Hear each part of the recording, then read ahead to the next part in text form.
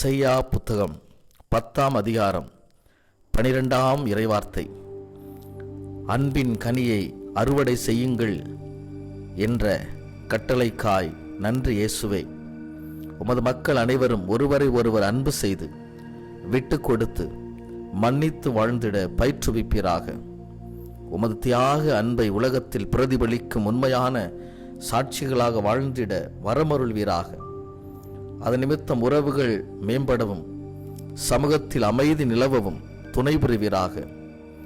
நிறை குறைகளுடன் அனைவரையும் ஏற்றுக்கொள்ளவும் அனுசரித்து வாழவும் தூய ஆவியின் துணையை அருள்வீராக. இயேசு கிறிஸ்துவின் இனிய நாமத்தில் ஒப்பு கொடுத்தும் மன்றாடுகிறோம் எங்கள் நல்ல பிதாவே. ஆமேன், ஆமேன், ஆமேன்.